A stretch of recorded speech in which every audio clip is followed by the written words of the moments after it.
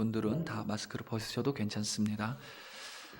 요한복음 16장 5절부터 15절 말씀으로 너희에게 유익이니라 라는 제목으로 주의 말씀을 선포합니다. 프랑스의 실존주의 철학자 중에 장 폴 샤르트르라는 사람이 있습니다. 이 사람 여러 가지 유명한 말을 많이 했어요. 굉장히 유명한 책들도 많이 적었습니다. 그 사람이 한 말 중에 한국말로 이야기하자면 인생은 B와 D 사이의 C이다라는 말이 있습니다. 인생은 B와 D 사이의 C이다. 아주 유명한 말이에요. 제가 아마 설교 시간에 한 적이 있는 것 같습니다. 굳이 제가 하지 않았어도 한 번쯤은 다 들어보셨을 말인데 인생은 B와 D 사이의 C이다. 간단합니다. 가장 먼저 나오는 영어 알파벳 B는 태어남을 의미하는 영어 단어 birth고 그 다음에 D는 죽음을 의미하는 death이고 마지막에 나오는 C는 선택을 의미하는 choice입니다. 그러니까 인생은 태어남과 죽음 사이의 선택이다 이런 말입니다. 만약에 우리 인생을 시작점에서부터 그렇죠. 누구에게나 인생의 시작점이 있을 거잖아요. 시작점에서부터 마지막 끝까지 선으로 연결을 한다면 멀리서 보면 그게 아마 선으로 보일 것입니다. 그런데 그것을 현미경을 놓고 가까이 들여다보면 그 선이 무수히 많은 선택의 점들로 이루어져 있을 거예요. 그 선 속에는 무수히 많은 점들의 선택의 점들로 이어져 있어서 멀리 보면 마치 실선처럼 보이지만 그것을 가까이 들여다놓고 우리의 인생을 본다면 그것은 수많은 선택이라는 점들로 가득 채워져 있을 것입니다. 여러분 지난 날들을 한번 생각해 보세요. 지금 내가 이 자리에 있는 것은 여러분이 의도했건 의도하지 않았건 여러분들의 선택의 결과입니다. 그 선택이 내 의도로 한 선택이건 성령의 능력으로 말미암아 성령의 감동 감화로 말미암아 한 선택이건 여러분들이 이 자리에 있는 것은 선택의 결과입니다. 그래서 사람들의 관심은 어떻게 선택을 하냐에 항상 그 눈을 두고 있습니다. 어떻게 선택을 해야 하는가? 우리가 굳이 인생은 태어남과 죽음 사이의 선택이다 이 말을 몰라도 굳이 장 폴 샤르트르라는 프랑스의 철학자가 누구인지 몰라도 우리는 우리 깊은 내면에서부터 이미 선택의 중요성에 대해서 잘 알고 있습니다. 과거에 후회되는 선택을 하나쯤은 누구나가 다 가지고 있죠. 사실 그 이상입니다.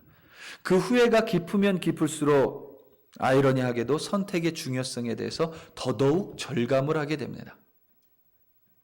인생은 선택으로 이루어져 있고 그래서 선택이 중요함을 모든 사람은 다 알고 있습니다. 그런데 참 놀랍고 참 흥미롭고 참 이상한 일은 모든 사람이 인생이 선택으로 이루어졌음을 알고 있고 그래서 선택이 중요함을 알고 있음에도 불구하고 모든 사람이 선택을 여전히 잘하는 것은 아닙니다. 중요성도 알고 있고 인생이 선택으로 이루어져 있는 것도 알고 있기 때문에 이제는 늘 좋은 선택만 해야 됩니다. 유익한 선택만 해야 됩니다. 너무 잘 알고 있습니다. 그런데 막상 선택의 순간에 유익하고 늘 나한테 좋은 것을 가져다 줄 수 있는 선택을 하는 것은 여간 어려운 일이 아닙니다. 정확하게 말씀드리면 사실은 불가능한 일입니다.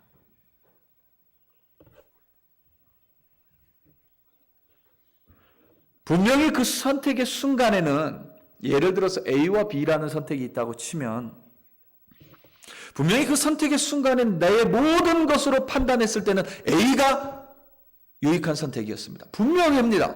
의심이 없습니다. 그런데 막상 시간이 지나고 보니 A가 아니었던 거예요. 시간이 지나고 보니 A가 아니었어요. 그와 반대의 결과를 가져다 두는 경우를 우리는 무수히 많이 경험했습니다. 그것이 여러분 우리 인간이 가진 연약함이고 또 유한한 부분입니다. 다시 말하면 사람은 자신에게 유익한 것이 무엇인지 아는 것 같지만 그래서 선택 앞에서 자신이 유익함이 무엇인지 알고 있다라고 믿기 때문에 그 유익함에 따라서 선택을 하지만 실상 우리 인간은 나에게 유익한 것이 무엇인지 잘 모르는 존재입니다. 러시아의 대문호 톨스토이가 이와 같은 사실을 그의 단편 소설인 사람은 무엇을 위해서 사는가에서 명쾌하게 그렸습니다. 하나님께 순종하지 않은 죄로 벌을 받아 인간 세상에서 구두장이의 집에서 인간 세상인 구두장이의 집에서 일을 하고 있는 미하일이라는 천사에게 그러니까 인간의 모습으로 일을 하고 있는 천사입니다. 미하일에게 어느 날 거만한 신사가 찾아옵니다. 그리고 미하일에게 최고급 가죽을 주면서 1년이 신어도 절대 낡아지지 않는 모양도 망가지지 않는 최고급 장화를 만들으라고 주문을 합니다. 으름장을 놓습니다. 제대로 만들지 못하면 내가 너를 잡아가리라 경고하고 으름장을 놓습니다. 하지만 미하일은 그 거부의 신사가 거만한 신사가 떠나고 난 뒤에 그 가죽을 가지고 장화를 만들지 않습니다. 미하일은 슬리퍼를 만들기 시작합니다. 여기서 말하는 슬리퍼라는 것은 러시아 문화 속에서는 죽은 사람에게 신기는 신발을 이 슬리퍼라고 하나 봐요. 그 이유는 간단했습니다. 미하일인 사람의 눈에는 안 보였지만 천사인 미하일의 눈에는 그 신사의 등 뒤에 서 있던 자신의 동료 죽음의 천사가 보였기 때문입니다. 거만한 신사는 구두방에서 집으로 돌아가는 길에 마차에서 숨을 거둡니다. 거부였습니다. 대단히 성공한 사람이었습니다. 제법 높은 관리였습니다. 신사는 불과 몇 시간 뒤에 자신이 이 세상을 떠날 것을 알지 못한 채 미하일에게 와서 1년 동안 신어도 낡지 않는 모양이 변하지 않는 최고의 장화를 만들어 달라고 주문한 것입니다. 최고의 장화를 선택한 것이에요.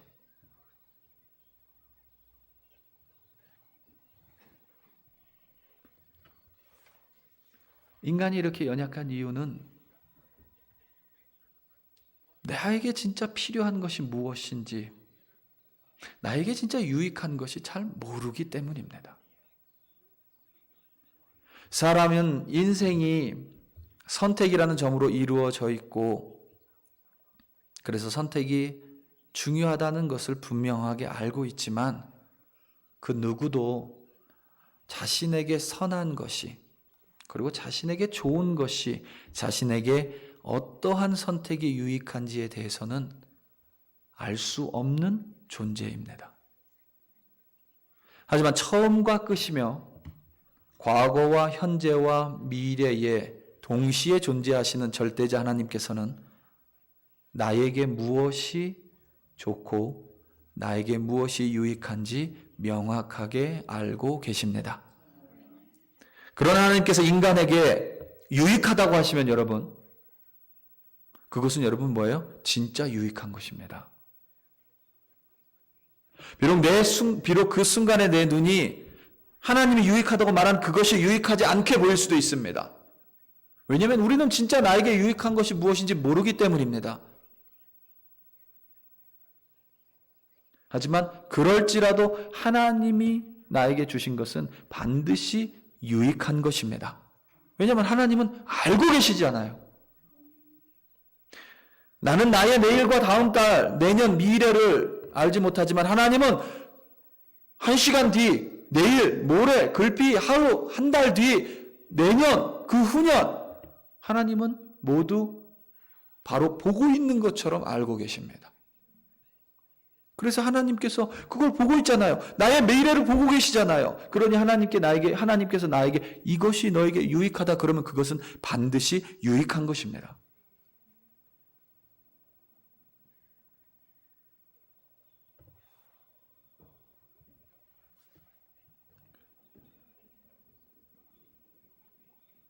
예수님께서 이제 십자가의 길을 바로 코앞에 두시고 제자들에게 자신이 떠나는 것이 그들에게 유익하다고 단언하셨습니다. 제자들의 눈에는 전혀 그렇게 보이지 않았을 거예요. 그래서 오늘 말씀 전에 제자들의 마음이 근심으로 가득 차게 됩니다. 예수님께서 떠나지 말고 자신의 눈앞에서 왕이 되셔서 3년 동안 예수님을 쫓은 자신들에게 부와 명예를 주는 것이 그들은 더 유익하다라고 생각했을 거예요. 그렇게 더 유익하다라고 믿었을 것입니다. 하지만 예수님께서는 단호하셨어요. 내가 떠나는 것이 너희들에게 유익하다. 그 이유는 자신이 떠나야 십자가의 길을 통해서 자신이 떠나야 그제서야 성령이 제자들에게 오기 때문입니다. 오늘 말씀 7절입니다. 그러나 내가 너희에게 실상을 말하노니 내가 떠나는 것이 너희에게 유익이라. 내가 떠나가지 아니하면 보혜사가 너희에게로 오시지 아니할 것이요 내가 그를 너희에게 보내리니. 아멘. 여러분 오해하지 말아야 될 점은 성령이 예수님보다 더 능력이 있어서 성령이 예수님보다 더 우월하시기 때문에 성령이 오시는 것이 예수님이 이 땅에 남아있는 것보다 더 유익하다. 이런 의미는 절대 아닙니다. 예수님께서 십자가의 길로 떠나셔서 구원을 이루시고 부활하셔서 아버지께로 올라가시고 그 이후에 성령이 오심으로 하나님의 나라가 온 땅에 전파되고 임하는 것, 그것이 하나님의 구속사 계획이기 때문입니다. 그것이 하나님의 뜻이기 때문입니다. 제자들이 생각하는 거기에 제자들의 생각으로는 예수님께서 함께하는 것이 유익함 같습니다. 하지만 실상은 예수님이 떠나시고 성령이 오시는 것이 제자들에게 진짜 유익함입니다. 그리고 그것은 오늘날 살아가는 그리스도인들에게도 여전히 유효합니다. 그래서 요즘 살아가는 젊은 친구들의 말을 빌리자면 예수님께서 떠나시고 성령께서 오시는 것이 우리에게 찐 유익입니다. 찐 유익. 여러분 어디 가서 사용하세요. 요즘 젊은이들이 그런데요. 저는 별로 어감이 좋지 않은데 아무튼 뭐가 재밌으면 찐 재미 뭐 그런데요. 찐 재미 무슨 찐만두도 아니고 그렇죠. 근데 아무튼 그렇대요. 그래서 성령께서 오시는 것이 우리에게 찐 유익입니다. 우리 한번 같이 해볼까요? 성령께서 오시는 것이 나에게 찐 유익입니다. 우리 다 함께 성령께서 오시는 것이 나에게 찐 유익입니다. 아멘. 오늘 설교 다 잊어버리셔도 찐 유익만 기억하시면 성령께서 그 찐 유익 가운데 역사하실 줄로 믿습니다. 아멘. 성령이 있어야 우리에게 찐 유익함이 있는데 그것을 여러분 뒤집어 말하면 성령이 없다면 유익함도 가질 수 없다는 의미예요. 우리가 특별히 지난주부터 그리고 6월 금요 기도회 가운데 성령에 초점을 맞추는 이유가 여러분 바로 거기 있습니다. 우리 글로리 교회 모든 성도님들 여러분 코로나 바이러스가 서서히 끝나가는 가운데 우리가 무너진 부분도 있고 잘한 부분들도 있고 뭐 여러 가지가 있지만 가장 중요한 건 뭐예요? 방법이 아닙니다, 여러분. 온라인으로 할 거냐, 오프라인으로 할 거냐. 또 요즘엔 이걸 다 합쳐서 온라인이라고 얘기하더라고. 온라인과 오프라인을 다 합쳐서 온라인이라고 한대요. 하여튼 뭐가 됐든 그게 중요한 게 아니에요. 가장 중요한 건 정말 우리 교회 안에 성령의 충만하심이 있는가입니다. 가장 중요한 건 우리 교회에 여러분 건물을 이야기하는 게 아닙니다. 제가 말하는 우리 교회는 우리 교회 한 사람 한 사람 가운데 성령의 역사심이 있는가입니다. 내가 성령의 민감함이 있는가입니다. 내가 성령을 사모하는 마음이 나에게 있는가 없는가가 중요한 것입니다. 저 사람에게 역사하시겠지? 저 사람에게 역사하시겠지? 그건 나하고 별로 상관이 없는 거예요. 중요한 것은 여기에 계신 모든 사람들에게 성령의 충만하심과 역사하심이 없다면 우리가 연합되는 데에 우리는 어려움을 겪을 수밖에 없습니다. 그래서 여러분 간절히 기도해요. 우리 글로리교회 모든 성도님들 가운데 성령으로 인하여, 성령으로부터, 성령으로 말미암아 충만하심과 능력과 그리하여 유익함이 가득하기를 예수님의 이름으로 축원합니다. 성령이 없다라면 여러분 유익함에 대해서 우리가 나눌 필요도 없는 거예요. 그런데 저는 믿습니다. 여러분 가운데 성령이 내주하고 있다는 사실을 말입니다. 성령께서 나에게 오셔서 주는 첫 번째 유익함, 실망하지 마시기 바랍니다. 책망함입니다. 책망함. 주여, 이 반응이 맞죠? 성령께서 나에게 오셔서 주시는 유익함의 첫 번째는 책망함이에요. 오늘 말씀 8절입니다. 그가 와서 죄에 대하여, 의에 대하여, 심판에 대하여 세상을 책망하시리라. 아멘. 여러분 참 그렇죠. 참 예수님 이럴 때 보면은 참 야속해요. 아니 본인이 떠나가시고 성령이 오셔서 그게 유익하다고 말하는데 굳이 첫 번째로, 그 유익함의 첫 번째로 예수님이 뭘 얘기해요? 책망함을 이야기합니다. 책망함. 유익함을 주신다고 그렇게 약속해놓고 기대에 부풀어 있는데 내가 떠나가고 성령이 와서 너에게 주는 유익함은 이거다. 너희들을 책망할 것이다. 좀 마음이 그렇죠. 우리가 좀 책망함에 대해서 오해하고 있기 때문입니다. 여러분 이 말씀 예수님이 하신 말씀이죠. 여러분 성경책에 빨간색 글씨로 되어 있잖아요. 예수님 하시는 말씀입니다. 예수님께서 성령이 오시면 분명히 유익하다라고 말씀하셨어요. 그리고 그 유익함의 첫 번째로 바로 이어서 책망이라고 말씀하셨습니다. 절대 거짓말이 아니겠죠. 예수님께서 자신이 떠나고 성령이 오시는 것이 유익한데 그 첫 번째가 책망이래요. 제가 왜 계속 반복하겠어요? 참 야속하기 때문에 그래요. 제가 생각하기에도 야속하기 때문에 그렇습니다. 그런데 말씀을 쭉 묵상해 보면 우리가 생각하는 그 책망과 예수님이 말한 성령이 오셔서 책망한다라는 것은 다르다는 것을 금세 깨달을 수 있습니다. 우리말 책망하다로 번역된 헬라어가 엘랑코라는 말인데 원래 이 단어의 본래 뜻은 빛이 빛 가운데 뜻은 빛 가운데 드러내다입니다. 그러니까 어떤 것이 어둠 속에 있어서 몰랐어요. 그런데 빛이 비춤으로 말미암아 그것이 돌이구나, 그것이 나무였구나 이렇게 드러나는 것. 바로 이 의미가 바로 엘랑코, 우리말로 책망하다입니다. 그 단어 안에는 밝히 보이다라는 뜻이 있고 또 분명하게 증명하다라는 뜻이 있습니다. 그래서 영어 성경을 보면 뭐라고 번역을 했냐면 증거하다를 의미하는 prove나 혹은 유죄를 입증하다, 법정에서 유죄를 입증하다라는 convict로 번역을 했습니다. 성령의 유익함, 그러니까 성령의 유익함의 첫 번째는 우리를 책망하신다는 것인데 그것은 우리를 빛 가운데 드러내셔서 우리 안에 옳지 못한 것들에 대해서 밝히 보여주신다는 거예요. 우리 삶에 잘못된 부분이 있을 수 있어요. 그런데 여러분 죄를 지으면 어떻게 돼요? 거기가 어두워져요. 그래서 여러분 죄를 지었는데도 모든 사람이 야 저렇게 죄 지으면 안 되는데 그런데 막상 본인은 어때요? 자기가 죄 지은지도 잘 몰라요. 죄 지은지도 잘 몰라. 제가 지난주 새벽에 돈가스 잘 튀기는 법 얘기했죠? 그때 새벽 예배 나오신 분들이 그 어느 때보다도 새벽 예배에 집중해서 들으셨어요. 여러분 궁금하신 분들은 새벽 예배를 한번 찾아보시기 바랍니다. 돈가스 잘 튀기는 법을 얘기했는데 그거랑 이제 그쪽에 이제 그 무슨 골목식당 거기서 보는데 근데 골목식당은 이제 작은 음식점을 하는 이제 사장들이잖아요. 근데 그 중에 한 사람이 손님들에게 자꾸 반말을 해요. 그 중에 한 사람이 그 사장인데 물론 여러분 한국말은 반말이라는 것이 있잖아요.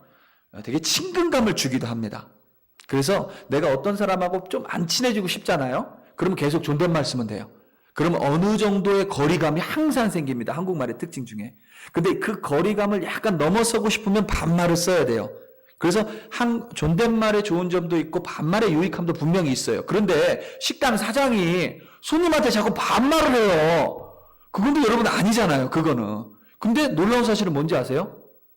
거기서 보는 백종원 씨도 그것이 큰 문제라고 이야기하고 거기에 있는 뭐 다른 아나운서도 그것이 거슬리고 거기에 있는 또 다른 게스트도 그것이 딱 한 번에 눈에 띄어요. 그런데 막상 그 사장님한테 얘기했더니 그 사장님은 몰라요. 자기가 그렇게 한다는 걸. 그 죄가 여러분 그렇습니다. 처음에 한번 죄를 이렇게 저질렀을 때는 있잖아요. 내가 깜짝 놀라요. 그래서 하나님 앞에 막 회개를 금방 해요. 그런데 그 죄를 계속 짓잖아요. 그럼 이제 점점 어두운 곳으로 들어가요. 그래서 그게 죄가 죄인 줄 모르고 살아가게 됩니다. 대부분 하나님을 만나지 못한 사람들은 대부분 그래서 어둠 가운데 있다고 말하는 이유가 그거예요. 하나님께서 성령을 보내셔서 성령이 우리 가운데 유익함을 주시는데 그 유익함 중에 첫 번째가 책망인데 그 책망이라는 의미는 밝게 드러낸다라는 것인데 무엇을 밝게 드러내냐면 우리 가운데 망가진 부분, 옳지 못한 부분 혹은 하나님 보시기에 기뻐하시지 않는 부분들을 이렇게 드러내신다는 거예요.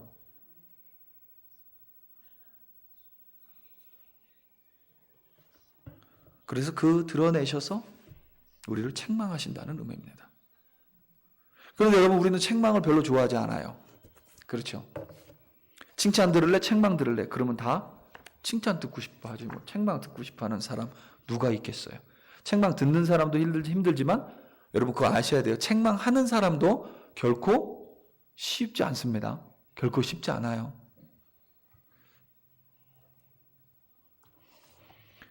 칭찬은 고래도 춤추게 한다라는 책 제목을 앞세워서 그 책의 마지막 부분이 뭐라고 되어 있냐면 소제목이 뭐냐면 이거예요. 칭찬은 절대 배신하지 않는다. 그래서 사람들은 막 칭찬이 최고다. 책망은 하면 안 된다. 무조건 칭찬해줘야 된다. 고래도 춤추게 하는데 사람 춤추게 하지 못하겠냐? 뭐 이러면서 칭찬을 강조한단 말이죠. 그런데 여러분 정말 칭찬이 그런 초월적인 힘을 가지고 있을까요? 실제로 여러 실험들은 그 반대를 이야기합니다. 우리나라 교육방송인 EBS에서 만든 다큐멘터리 중에 학교란 무엇인가에서 칭찬의 역효과에 대해서 실험을 했어요. 칭찬의 역효과. 뭐냐면 교실에서 아이들을 이렇게 두 급으로 나눴어요. 그래서 기억력 테스트를 합니다. 3분 동안 종이 카드에 적힌, 이제 아이들이에요. 종이 카드에 적힌 단어를 외우게 해요. 그리고 나서 그것을 칠판에 그대로 쓰게 합니다. 교사는 첫 번째 그룹과 두 번째 그룹이 있는데 첫 번째 그룹의 아이들에게는 칭찬을 막 남발해요. 와, 똑똑하다. 머리가 좋다. 이런 칭찬을 계속합니다. 두 번째 그룹의 아이들에게는 칭찬을 하기보다는 그냥 노력에 대해서 인정만 해줬습니다. 그리고 이제 교사가 이제 실험이 진짜 시작되는 거예요. 그리고 교사가 7분 후에 내가 다시 올 것이다. 7분 후에 다시 올 것이다. 그리고 다시 테스트를 할 거다. 그리고 이제 아이들이 보는 앞에서 아이들의 책상 앞에 카드를 뒤집어 놓고 나가요. 7분 뒤에 다시 올게. 그럼 이제 아이들이 선생님이 나간 거예요. 아이들끼리만 있잖아요. 그런데 칭찬을 들은 이 그룹 아이들이 선생님이 나가고 얼마 안 있다가 카드를 훔쳐보기 시작합니다. 이렇게. 칭찬을 듣지 않은 아이들은 훔쳐보지 않아요. 근데 그 아이들이 카드를 이렇게 훔쳐보기 시작해요. 70%의 아이들이 카드를 훔쳐봤습니다. 물론 뭐 아무런 갈등 없이 훔쳐본 건 아니에요. 갈등하고 괴로워하다가 조금씩 이렇게 훔쳐보는 거예요.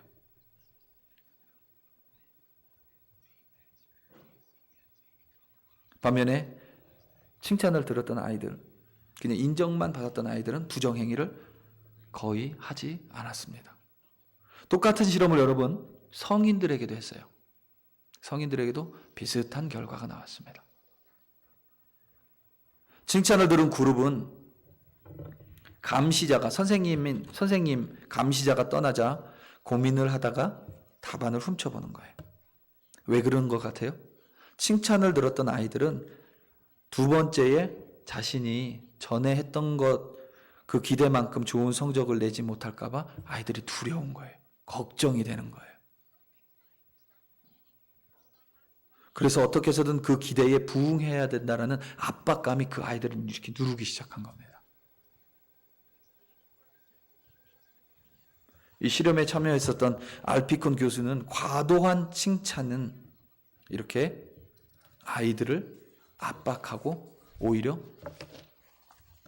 통제하는 수단이 된다는 거예요. 우리는 마치 칭찬이 최고의 덕인 것처럼 말하고 믿지만 실상은 여러분 그렇지 않습니다. 실험은 오히려 칭찬이 아이들을 그리고 사람을 망가뜨릴 수도 있다라고 증거합니다. 항상 칭찬과 책망은 함께 가야 돼요. 그런데 우리가 이 부분이 참 약합니다. 제가 콜로라도 스프링스에 오고 이듬해에 제 딸의 생일 파티를 했었어요. 학교에 아이들을 초대했는데 그 중에 한 아이가 참석하겠다고 말을 하고 선물도 이미 샀다고 이렇게 연락을 했습니다. 그런데 막상 생일 파티하는 당일날 그 아이의 엄마에게 전화가 왔어요. 미안한데 오늘 자신의 딸이 생일 파티에 참석하지 못할 거라는 걸 전화로 전했어요. 그 이유를 들어보니 딸 아이가 생일 파티에 참석하기 위해서 파티하기 전까지 파티 날까지 방을 정리했어야 했는데 그것을 하지 않았대요. 그래서 자신의 딸은 생일 파티를 보낼 수 없다라고 미안하다라고 연락을 한 거예요. 기분이 안 좋았습니다. 그렇잖아요. 뭐 제 입장에서 기분이 안 좋을 수 있죠. 뭐 그런 게 다 있어. 좀 차가운 것 같기도 하고 좀 그렇잖아요. 다른 벌을 줘도 되잖아요. 생일 파티는 일단 보내고 다른 벌을 줘도 되는데 뭐 이런 생각이 들었는데 시간이 좀 흐른 뒤에는 좀 부러운 마음이 들었습니다. 잘못한 것에 대해서 부모가 아이에게 그렇게 단호하게 책망을 할 수 있고 또 그것에 대해서 아이가 책임을 지게 하는 엄마의 행동이 어쩌면 아이로 하여금 자신의 말과 행동에 더 신중한 사람이 되도록 성장시킬 수 있는 어떤 유익함이 될 수도 있지 않을까라는 생각이 들었어요. 여러분, 성령께서는 우리 가운데 모난 부분, 우리 가운데 어두운 부분, 우리 가운데 좀 감추고 싶은 부분들이 있다면 그것들을 밝히 드러내십니다. 그래서 때론 우리에게 책망을 하세요. 우리 하나님께서는 사랑의 하나님, 인자의 하나님, 은혜의 하나님이지만 분명한 진리는 바로 그 하나님이 책망의 하나님이라는 사실입니다. 그렇다고 그 하나님이 우리를 무턱대고 책망하는 것은 아니에요.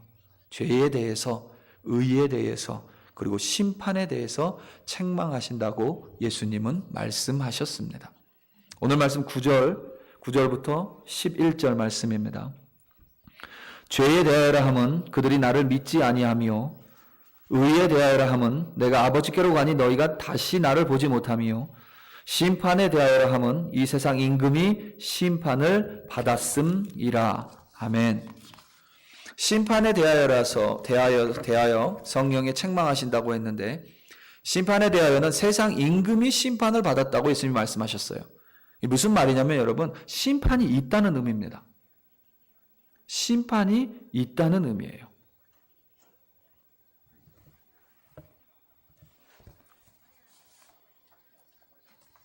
죄송합니다.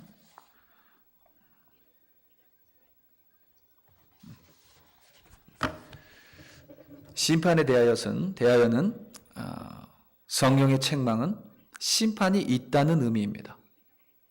지금 이 말씀을 하시는 시점이 예수님께서 십자가에서 달리시기 불과 며칠 전입니다.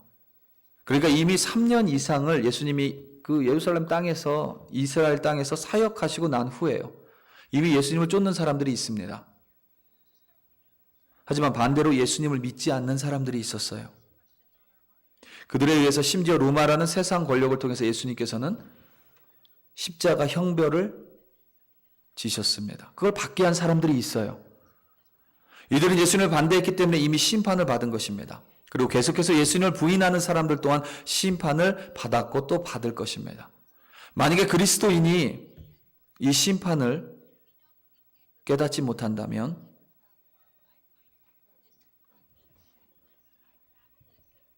기억하지 못한다면 성령께서는 반드시 책망을 하신다는 의미예요. 반드시 책망을 하십니다.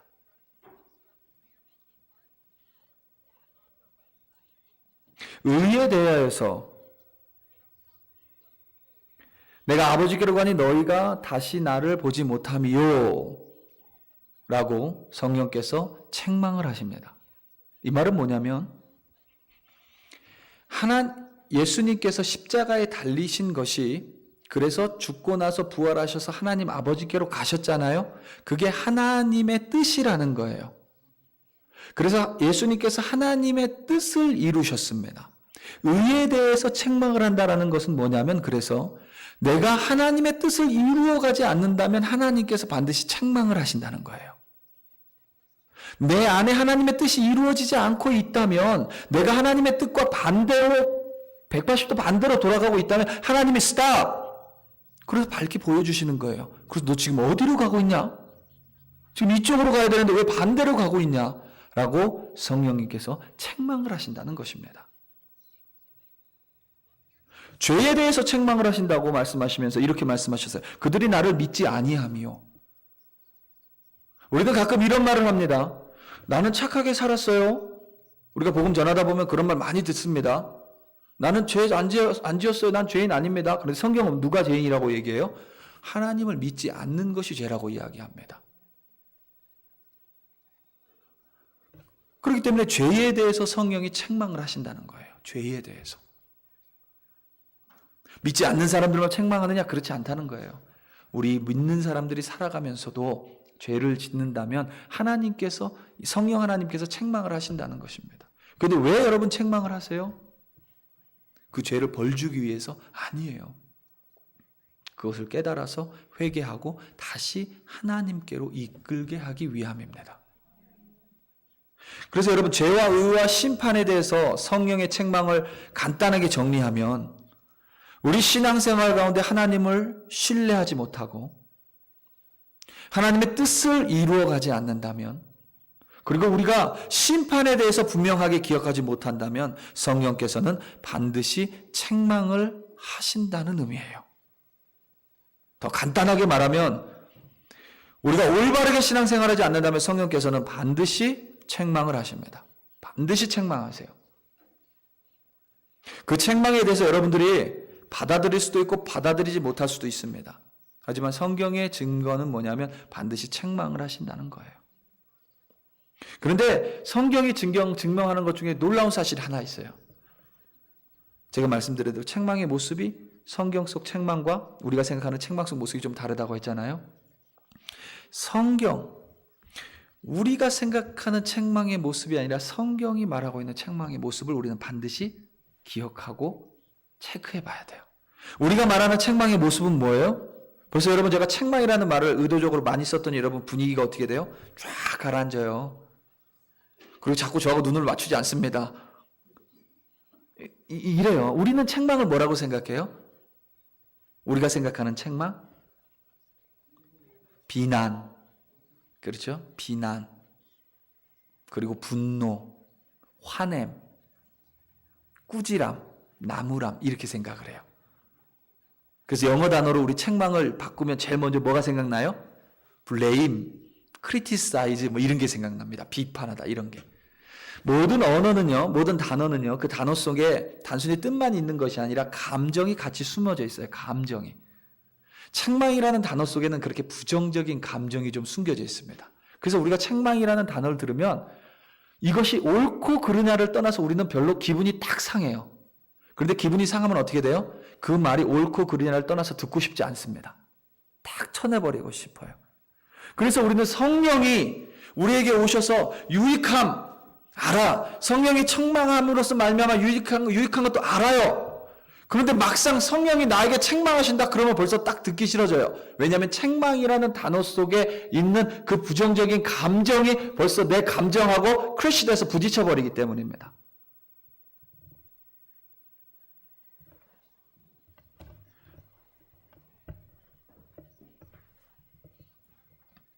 하지만 앞서 말한 8절에서 여러분 책망하다 라는 단어로 우리말 단어로 번역된 헬라어 단어 엘렌코의 본래 뜻은 빛을 비추다 그리고 법정에서 유죄를 입증하다입니다. 거기 단어에는 여러분 책망이라는 우리말 단어에 있는 부정적인 감정, 비난, 꾸지람 이런 말들이 없어요. 그런 감정이 그곳에는 없습니다. 오히려 여러분 빛을 비추다는 뭐예요? 어두워요. 그러면 여러분 어때요? 춥잖아요. 캄캄하잖아요. 습하잖아요. 근데 그곳에 빛이 비치면 어떻게 돼요? 밝아지는 거예요. 따뜻해지는 거예요. 습기가 사라지는 겁니다. 그러니까 무슨 느낌이 있냐면 거기에는 긍정의 느낌이 있는 거예요. 밝은 느낌이 있는 거예요. 우리말 책망이라는 단어를 사전에서 찾으면 잘못된 것에 대해서 꾸지라고 잘못을 나무라거나 꾸짖으면서 못마땅하게 여기답니다. 못마땅하게 여기다. 그런데다가 부정적인 감정까지 있으니까 성령이 나를 책망하셔. 그럼 성령이 나를 못마땅하게 여기네. 이런 느낌이 들어요. 그런데 엘랑코에는 그 뜻이 아니에요. 엘랑코는 내 부분에 추운 부분이 있어요. 죄 때문에 망가진 부분이 있어요. 하나님의 뜻을 잘 따르지 못하는 연약한 부분이 있어요. 그런데 그 부분을 엘랑코 해주신 거예요. 책망하는 거. 그게 아니라 거기를 밝히 보여주시는 거예요. 그리고 이성적으로 법정에서 유죄를 입증하는 건 뭐예요? 이성이잖아요. 그 이성적으로 그걸 밝히 주신다는 거예요. 가장 놀라운 사실은 여러분 뭐냐면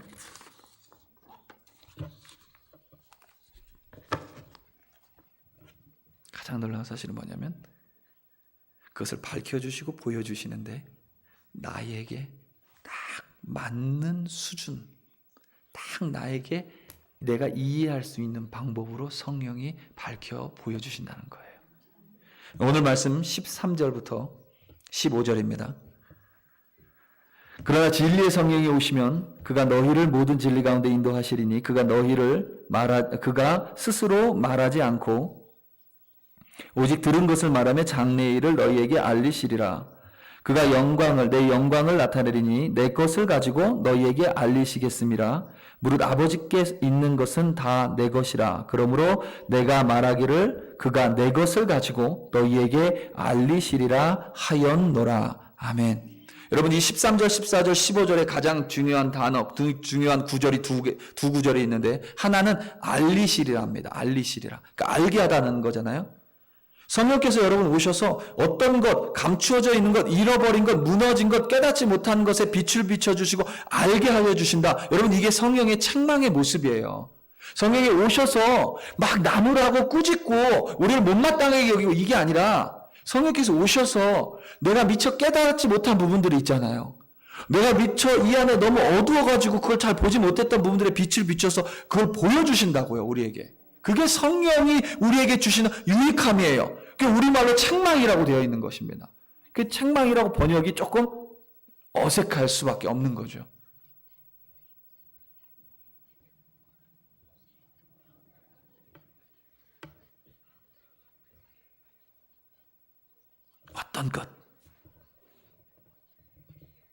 어떤 것 중에서도 가장 중심에 있는 게 뭔지 아세요? 바로 예수님입니다. 바로 예수님의 말씀이에요. 진리의 말씀입니다. 그래서 13절에서 성령을 진리의 성령이라고 명명한 거예요. 보혜사 곧 아버지께서 내 입으로 보내실 성령 그가 너에게 모든 것을 가르치고 내가 너에게 말한 모든 것을 생각나게 하리라. 요한복음 14장 26절 말씀입니다.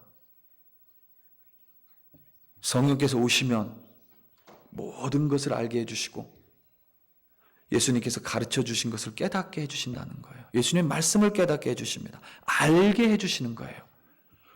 13절, 14절, 15절에서 알게 하다와 함께 중요한 말이 뭐냐면 내 것으로예요. 내 것으로. 13절, 14절, 15절을 보면 여러분 내 것으로가 몇 번 나와 있냐면 3번 반복되어 있습니다. 알게 하시다도 3번 반복되어 있고 들은 것까지 하면 사실은 4번이에요. 그러니까 성령께서 오셔서 내 것, 바로 예수님의 것을 이것저것 많이 알려주시지만 그 중에서도 예수님의 것을, 예수님의 말씀을, 예수님의 가르침을, 무엇보다 예수님을 성령께서는 밝히 보여주시고 알려주시고 그것을 깨닫게 해주시고 나에게 보여주신다는 거예요. 가장 놀라운 사실, 그리고 제가 말씀드린 대로 가장 놀라운 사실은 뭐예요? 내 이성의 수준이 이해할 수 있는 방법으로, 내가 이해할 수 있는 방법으로, 내가 깨달을 수 있는 채널을 통해서 나에게 역사하셨던 성령님은 여러분에게 동일하게 그 방법을 사용하지 않으십니다. 내 옆 사람에게 사용하셨던 방법으로 성령은 나에게 역사하지 않으세요. 내 옆 사람에게 역사하셨던 그 방법은 그 사람에게 꼭 맞는 거예요. 성령께서는 나에게 꼭 맞는 방법으로 성령을 나타내시고 내 안에 있는 것을 비춰주시고 내가 예수님의 뜻을 분별할 수 있도록 도와주시고 그 예수님의 뜻을 따를 수 있도록 도와주십니다. 그게 성령의 책망이고 성령의 유익함인 거예요.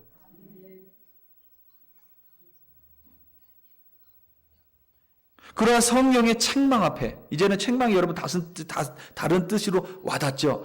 성령의 책망 앞에 나를 복종시켜 순종하는 사람에게는 여러분 성령의 어떤 역사가 나타나면 매일매일 성령이 함께 그 사람과 호흡하십니다. 때때로 여러분 감동으로 역사하시고요. 저 사람에게는 그게 감동이 안 돼요. 근데 나에게는 감동이 되는 그 방법으로 역사하신다니까요. 때로는 위로로 역사하세요. 나에게는 저 사람의 말이 위로가 전혀 안 돼요. 저 사람은 하나님이 그런 방법으로 위로하십니다. 근데 나는 내가 받는 위로 방법이 있어요. 근데 성령은 이런 말이 좀 그렇지만 귀신같이 그 방법을 아십니다. 성령은 그걸 꼭 알아요. 그래서 나에게 역사했던 거로 나는 너무 위로가 돼서 사람들에게 막 말하는데 사람들은 별로 위로가 안 돼요. 근데 나에게는 그 방법이 꽉 맞는 성령의 위로였던 거예요. 때로는 성령이 여러분 소망 가운데 역사하세요. 나 너무 소망이 있어 하고 얘기했는데 저 사람 야 그게 뭔 소망이야 그게. 그런데 나에게는 그게 소망이거든요. 그러면 하나님 성령 하나님께서는 그 방법으로 역사하세요. 때로는 치유와 능력으로 성령은 역사하십니다. 그리하여 우리를 점점 더 거룩하게, 점점 더 예수님처럼 빚어가고 만들어 가십니다. 그게 성령의 유익함이에요. 그러니까 여러분 뒤집어서 말하자면 뭐예요? 성령이 없이는 절대 예수님을 닮아갈 수가 없습니다. 성령이 없이는요, 절대 예수님의 말씀을 이해할 수 없습니다. 성령이 없이는요, 절대 깨달을 수가 없습니다. 그게 성령이에요. 그래서 여러분 성령 충만한 사람은 우리가 성령의 책망함에 대해서 다르게 살펴봤잖아요. 그 성령의 충만한 사람의 모습도 우리가 가지고 있는 모습과는 좀 달라요. 우리가 생각하는 그런 사람이 성령의 충만한 사람이 아니라 믿음 안에서 겸손하고 심판을 확신함으로 하나님의 뜻에 항상 자신을 복종시키며 그리하여 하나님의 나라를 이루어가는 사람. 어떤 사람이에요? 예수님 같은 사람이잖아요. 바로 그 사람이 성령 충만한 사람입니다. 그리고 그 사람에게 나타나는 가장 눈에 띄는 모습은 뭐예요? 성령의 열매가 그 사람에게 맺혀지기 시작하는 거예요. 오직 성령의 열매는 사랑과 희락과 화평과 오래 참음과 자비와 양선은 선함입니다. 충성과 온유와 절제니. 아멘. 우리 사랑하는 성도 여러분, 말씀을 맺습니다. 예수님께서 가셔서 성령이 오셨기에 우리는 성령을 믿고 성령을 영접하고 성령을 환영하고 성령과 교제하는 사람에게는 반드시 유익함이 있습니다. 그 유익함은 우리말로는 책망이라고 말하지만 헬라어의 원문에 의하면 그것은 밝히 보여주시는 거예요. 우리의 어두운 부분을 밝히 보여주시고 상처난 부분도 때로는 밝히 보여주시고 힘든 부분도 보여주시고 무너진 부분도 보여주시지만 그 모든 것들 가운데 가장 밝히 보여주시는 것은 예수님입니다. 그래서 예수님을 떠나지 못하도록 우리를 단단히 붙들어 주시는 거예요. 그리고 예수님을 더욱더 단단히 예수님을 믿을 수 있도록 성령이 붙들어 주십니다. 그리고 예수님을 향해서 더욱더 앞으로 나아갈 수 있도록 내 몸을 복종시킬 수 있도록 성령께서 우리 가운데 역사하시는 거예요. 그래서 우리 가운데 성령을 통해서 어떻게 돼요? 점점 성화가 일어나는 거예요. 예수님을 닮아가는 것입니다. 바로 그것이 성령이 우리에게 약속하신 유익함이에요. 나에게 성령이 있기 원하십니까? 아니면 나는 이대로 줬사오니 주시든지 말든지 아무렇게나 하십시오 라고 원하십니까? 성령을 받았다고 해서 충만했다고 해서 막 우리가 생각하는 그런 모습이 아닐 수도 있어요. 나는 성령의 충만함이 무엇인지 잘 모를 수도 있습니다. 그런데 왠지 모르게 내가 오늘도 예수님 때문에 예수님처럼 살지 못한 것에 대해서 내 안에 통회하는 마음이 있어요. 그럼 그 사람은 성령이 충만한 것입니다. 내가 말씀을 읽어요. 그런데 내가 늘 읽어도 잘 몰랐었는데 어느 날 깨달음이 와요. 그러면 그 사람은 성령이 충만한 거예요. 그와 같은 성령의 충만함, 그와 같은 성령의 충만함, 그와 같은 성령, 여러분 사모하시기를 바랍니다. 사모하지 않다면 성령께서 인격적이신 분이기 때문에 때로는 그냥 건너뛰세요. 그게 제일 무서운 겁니다. 여러분들에게 성령의 그런 걸 말씀드리는 게 아니에요. 내가 정말 오늘도 내가 하나님 앞에서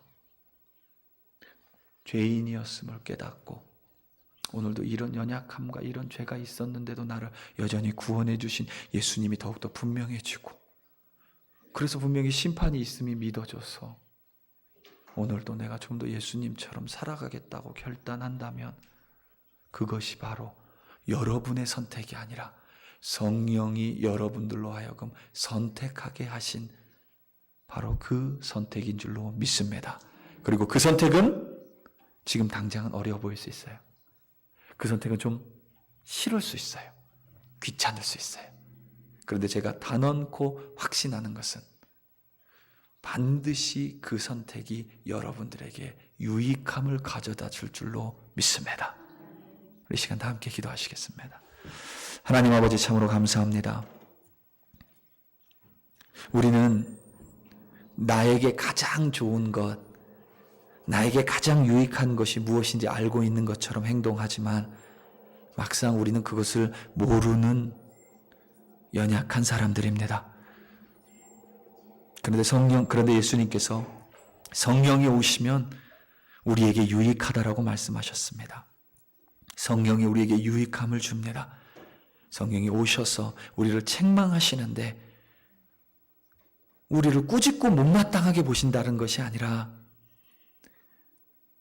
우리의 내면을 밝히 보여주셔서 죄를 회개하도록 도와주시고 복종하도록 도와주시고 무엇보다 예수님을 더욱더 분명하게 밝히 보여주시는 것이 바로 성령의 책망함입니다. 그렇기에 오늘 우리는 이렇게 결단합니다. 주님, 성령으로 말미암아 나를 책망하여 주시옵소서. 내가 주님 앞에 성령으로 말미암아 책망받기로 선택합니다. 이 선택이 반드시 나에게 유익할 줄로 믿습니다. 참으로 감사합니다. 예수님의 이름으로 기도드립니다. 아멘.